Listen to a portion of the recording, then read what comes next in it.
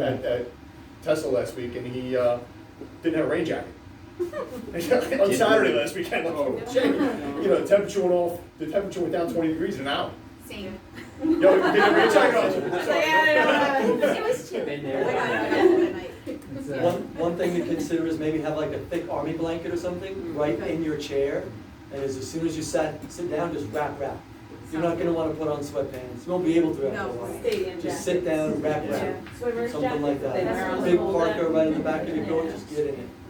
And I would say also while you're sitting down, just move your legs around a little bit, put them like this, cross-legged and stretch, pull them this way, pull them that way. Just move your legs around in ways that you don't move them while you're running, and just keep them moving. Okay. Another strategy beware is... of the chair. Just I'm probably not going to sit very well. Beware of the chair. Because I sit down, I mean, I don't want to get up. where's Brendan? They put me in the van in Death Valley and I couldn't get out. You know, you sit down and everything just locks. I mean, it's for me anyway. Me too. I did a 100-mile race and I did not sit once. If I felt I needed to rest, I actually squatted down. It was painful, but the pain wakes you up a little bit, and then and then you keep going. I can't wait to watch this unfold. Yeah. What about changing shoes? Yeah, I was going to ask that next. After a few loops or maybe rotating or You know, what's your recommendation on shoes? Tim doesn't like changing his shoes. I'm not changing.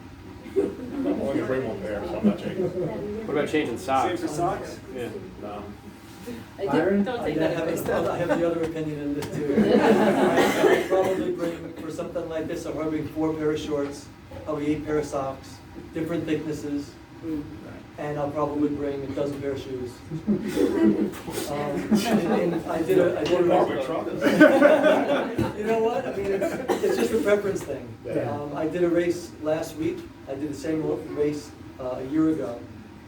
Last year's race, I brought, I think, 15 or 16 pairs of shoes. I wore every one at some point during the run. Last week, I only wore 2. Same course, same distance, it just works. So it really depends on what you think. So like, I like to have a different feeling under my feet all the time. Right. So for example, I might wear, on this course is I was gonna. Should I just transition to it? Yeah, we can transition to, since this is gonna be mostly a trail course. Yeah. With road running overnight. It's about, the trail section, the day section is about 8 to 9 feet wide most of the time. It's a combination of dirt with some grass, dirt with some rocks, dirt with some roots, dirt with some sand. So you could wear trail shoes. Deodora makes a good one, I hear. Maybe more about that later. Or you could go road shoes. You really could. I mean, we've done that trail in various parts of it for hundreds of times, and you can really wear almost anything you would like to wear. If I were going to bring multiple shoes, I'd go from my most firm to my softest over time, because as we deteriorate, we might look for our shoes to help pick us up, to make up that slack. So while your legs are fresh, you can wear maybe more traily, more dense midsole shoes. And as you get a little less able to support yourself, you might go to a squishier shoe and adjust that way. I just like having options. So. Well, what if it rains? I mean, if it rains, you probably want to. I have no trouble. But if you only have 1 pair of shoes, In my defense, there's one pair of shoes in this whole place that fits me, so I can bring I'll bring 2. That's true. If it rains, you get wet. That's Yeah, it. he's got a unique foot size. So, Yeah. but yeah, I mean, I would change my socks and shoes. You know, if they got wet, I'd change them at the end of that lap and put them in a plastic container, Tupperware storage container. So in case it does rain, everything stays dry. Jennifer, what's your shoe situation? I would bring a few pairs. I don't even own 12 pairs, but in some races I have had to change because we have blister and it bleeds and I just have to change it. But I always like to have the option, even just mentally. I just like to know that I have an option. I just feel it helps me. So like Byron mentioned, during the day we will be utilizing the trails, but then in the evening we will be switching to a road loop out and back. So it's road and hard packed dirt. One of the safety stipulations we had to make with the county. So that is another thing to take into consideration. You will be running on harder surfaces through the night, so it might not be a bad idea. Yeah, to have a more cushioned pair when you're on the harder surfaces. I actually have a question. I thought there was an endpoint, but you said before there is no endpoint now? We have a verbal commitment to an open-ended permit from the county. Nice. Okay. No endpoint. I thought I read 8 p.m. Sunday night. Oh, that was just talking about when we're switching over from, Oh. so from sunrise to Oh, okay. sunset, we'll be on the trail. From sunset to sunrise, we'll be on the road, and we will keep swapping for as long as we need. If anybody keeps me there longer than 48 hours, I will not like any of you. Including you. So far, we've had a lot of Exactly. very realistic expectations. Those that are signing up for 3 or 4 laps, which is awesome. And then we do have a few 24+ hour positions as well. But we are set up to be there for the long haul if we need to. So Can I add- go ahead. No, go for it. In the application, it said how many loops you Correct. anticipate doing. Yes. But that doesn't matter. You could do Right. more or less. You can do more or depending less. on- If you put 4 and you're still feeling good and you get to 6, 7, 8, 9, that's fine. Just keep going. Yeah. Yeah, we were just trying to get an idea of what to expect. Okay. But if you're still feeling good at 4 laps and that's what you put down, you can keep going. Nobody's going to be holding to their lap count. I do just want to say, Mike and I will be your main timers and scorers for the event. If you choose to not go on another loop, please let us know, let Mike know. Otherwise, you'll continue to score and then you'll win. So that won't be very fair, but just make sure that either you or somebody who's in your party or with you, your support person, your aid person, just let Mike know so we have a good count of who is still out there, especially overnight. Yep. What will you guys provide for us in terms of aid and food? So we're going to have a common aid station that has Never Second, gels, bars, and drink mix. But we will also be providing your traditional Cokes, pretzels, trail Peanut mix, butter, jelly. yeah, Bacon soup, if you really want it. It's a popular one apparently. peanut butter jellies. We're gonna have your, the usual Eggs, suspects at the aid station as well. plain salt. Will, brothers. will the drink mix be pre-mixed? Or do we have to get the packet out and mix some more to the clocks? They're blowing the whistle. No, we'll have a pre-mix for everybody. And more than one flavour. They have 2 flavors. Both Flavor is very Dunk a piece of bacon and I don't like sugars. What's the approximate average loop time per person in terms of? Well, they have an hour. Okay, so an hour, and maybe we'd probably do is there opportunity to put the aid stations at every 30 then, or like kind of halfway? We are going to do an aid station halfway as well. Okay, Without having Halfway? water. yeah. Halfway, because it said 2.7. Yeah, it would be about 2.7 miles. It's at the tip of the thing for you. So Turn they can down get the- too easily. Yeah, So we. they can get there easily. Yeah, Oh, yeah. yeah, So yeah, we can yeah. just. No, I understand that. That's why I was Yeah, so checking. 'Cause about 2.7 in, there'll be a fluid station. It won't have food at it. It's going to be unmanned. It's going to have water jugs and maybe a jug of C30 mix.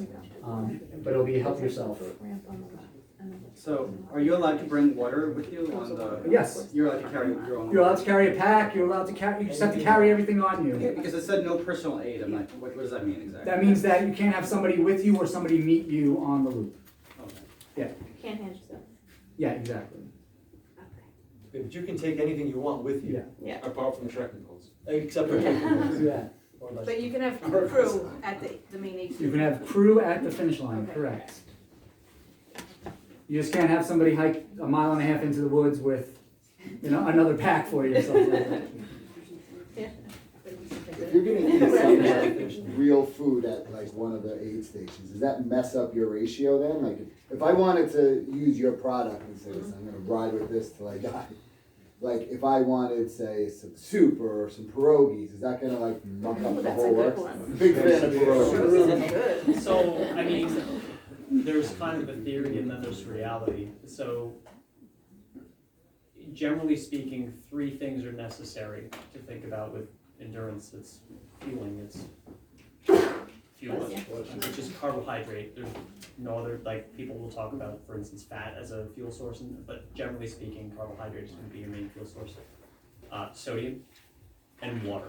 Those are your three kind of necessary metrics to hit. I was going to say, if you're hitting, in terms of, athletes a lot of times say, well, how much?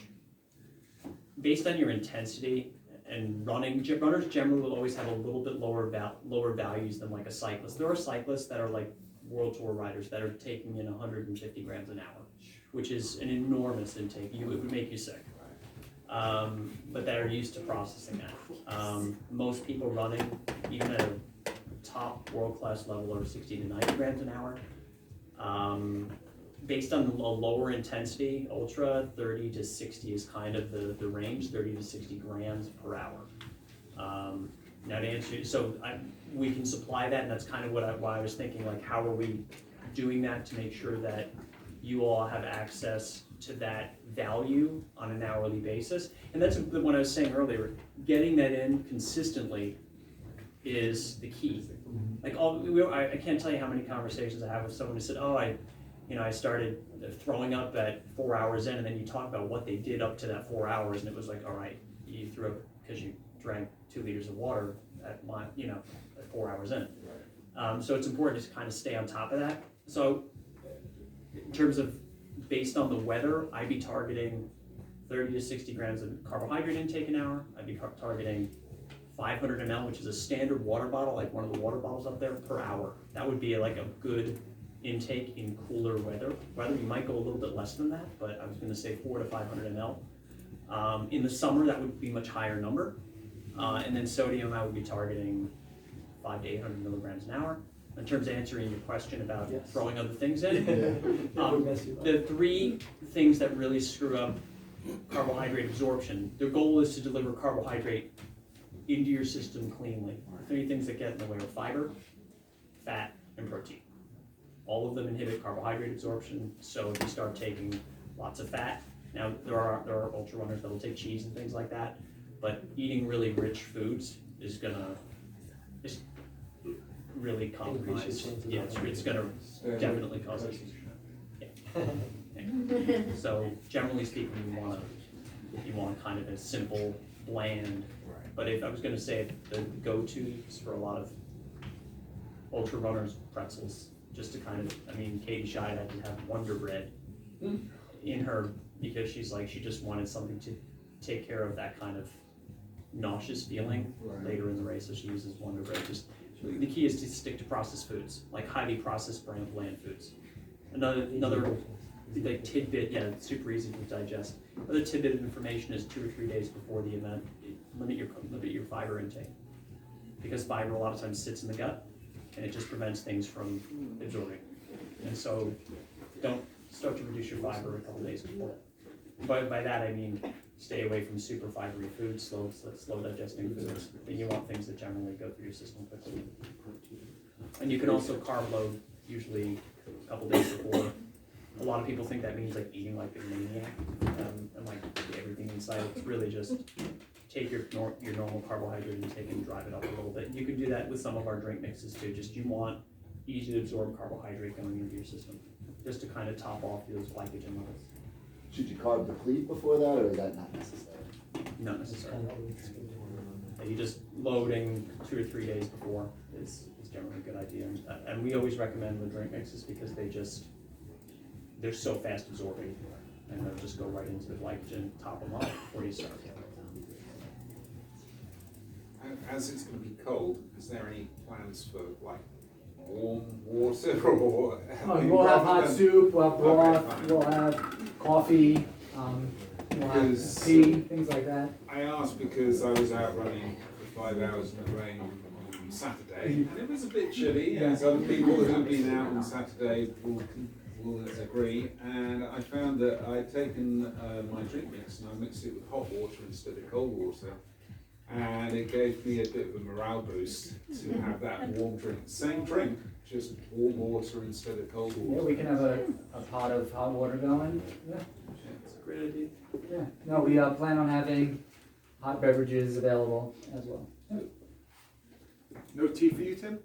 I know that's Chuck. Yep. So can we just talk about training and, like, I've never done this and a lot of people probably haven't done this thing either. Should we be doing this in our training the next month or so? Running 4 miles, resting 10, 15 minutes, doing it again? What do you think, Tim? What do you think? I've only done a training program like that. I did it one time, one weekend, just for sleep deprivation. It had nothing to do with running.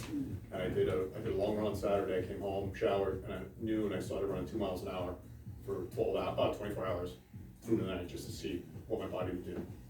For this, you can run 4 miles. It's what, it's in your backyard. I don't. That's what I did, but it was stupid. I was just kind of grasping at straws trying to figure, because if you go online and look at training programs, there's 8 million of them. But how many miles a week are you running? Right now? Yeah. Not a lot. 60? Not a lot. Well, That's third. third. Oh. I don't know. Yeah, I mean, some weeks more than others. Last week we did Tesla, so I did 50 on Saturday last week. And then I ran Saturday in the rain, for a couple hours, trying to get back to it because I'm sore. Thank you, brother. But I guess my question for the others, maybe any, like, starting and so your body's used to starting and stopping. Right. That's what I'm thinking. Yeah, like Yeah, sitting down is, nope. I think it's good to practice even your heart rate, your heart rate's up and then it comes down and you get a little bit more relaxed than you were before you started the first one. So I think it's good to get acclimated to that, and I've studied the subject a lot. And they do recommend to do not necessarily the 4.16, but do a 2 mile run, then rest for 10 minutes. Do it, you don't have to do it in the exact form that we're going to be doing it, but you should definitely get acclimated to stopping and starting. Yes. And what are you going to do? Because like some people are sitting, some people aren't sitting. You got to find out what works for you. You might, if I sit, it's over. All right, Byron, what do you? Yeah, kind of like on a typical long run, you might have to wait for someone to get water or refill or put a new hat on or a jacket or something or pee or whatever it's going to be.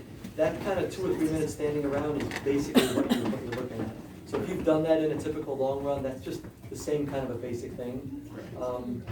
Based on the weather and what could be wind and that sort of thing, I think going with the idea of not sitting first, not sitting unless you have to, is definitely the way to go. So I didn't want to get roped into the, hey, that guy said sit down. I don't agree with that. I'm not going to sit down either.